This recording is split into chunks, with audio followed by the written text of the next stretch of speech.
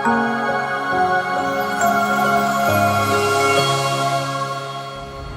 भाई, नमस्कार। मैं हूँ vastu expert and astrologer doctor Vaishali Gupta. आज की मैं अपने इस वीडियो में आपको बताने वाली हूँ कि नवरात्र के 9 दिनों में माँ के किस रूप की पूजा की जाती है और माँ के उस रूप को प्रसन्न करने के लिए हम कौन सा मंत्र बोले, किस रंग के वस्त्र पहने और कैसे माँ की खास तरीके से उस पर्टिकुलर रूप की आराधना करें, जिससे कि नवरात्र के उस दिन पर हमारे जीवन में हर तरह की कृपा आए।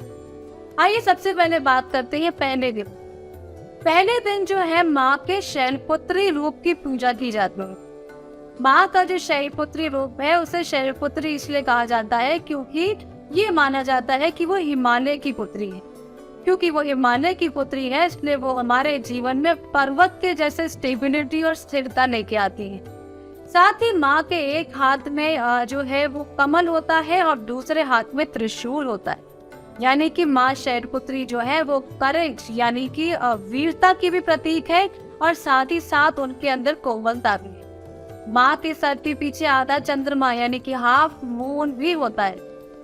माँ का जो पूजा करने का मंत्र है वो है ओम ऐं ह्रीं क्लीं शैलपुत्रे नमः।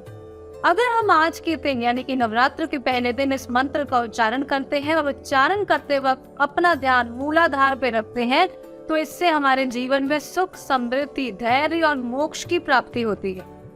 और मैं आपको ये भी बता दूं कि माँ का जो फेवरेट कलर है वो है येलो। अगर हम आज के दिन पीले रंग के कपड़े यानी कि नवरात्र के पहले दिन पीले रंग के कपड़े पहन के माँ की अर्चना करते हैं तो उससे माँ शैलपुत्री प्रसन्न होती है।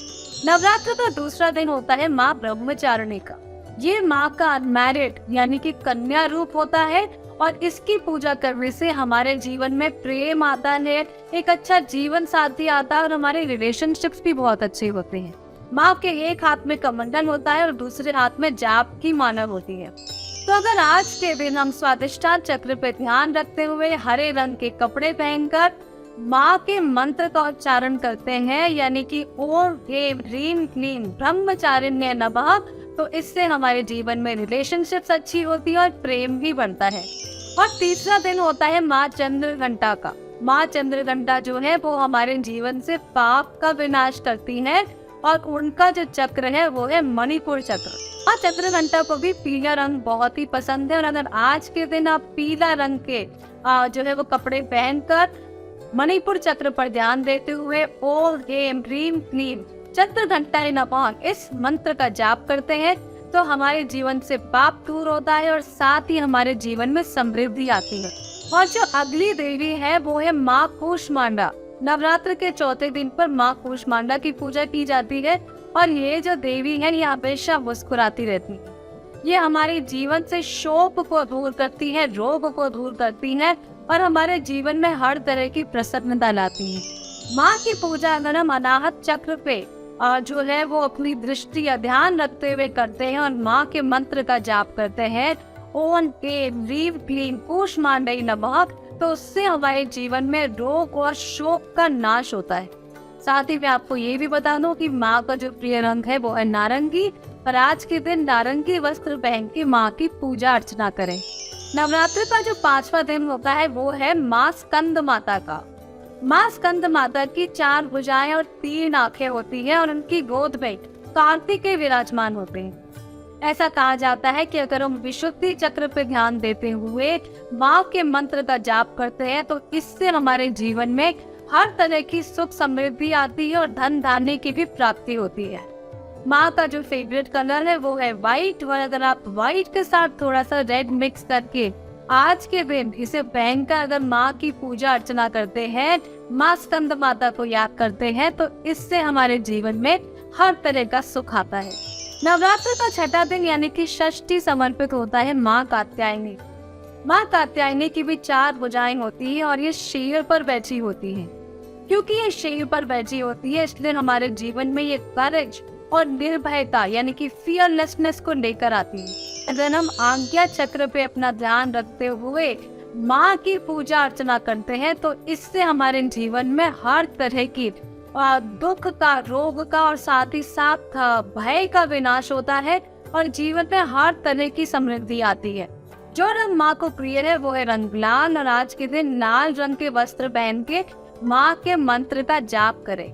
ओम ह्रीम ह्रीम क्लीम कात्यायनाय नमः। नवरात्रि का जो 7वां दिन होता है यानी कि सप्तमी का जो दिन होता है वो होता है माँ कालरात्रि का। माँ जो है वो डार्कनेस को डिनोट करती है, और ये डिनोट करती है कि कैसे डार्कनेस से हमारे जीवन में लाइट आ सकती है। ये माँ का उग्र यानी कि अग्रेसिव रूप माना जाता है, जिसमें बहुत ही तेज होता है और ये कान से परे होता है।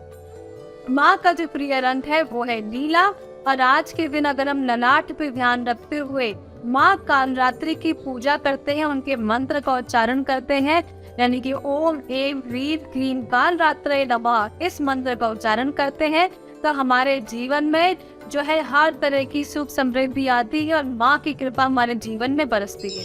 और नवरात्र में अष्टमी का दिन तो बहुत ही खास होता है, क्योंकि ये दिन होता है महागौरी का। महागौरी की अगर हम पूजा अर्चना विधि विधान से करते हैं तो हमारे जीवन में धन धान्य सुख समृद्धि पाप और रोग का विनाश और साथ ही साथ मोक्ष की प्राप्ति होती है। आज के दिन माँ गौरी की पूजा गुलाबी रंग के वस्त्र पहनकर करें और माँ को अच्छे से भोग लगाए।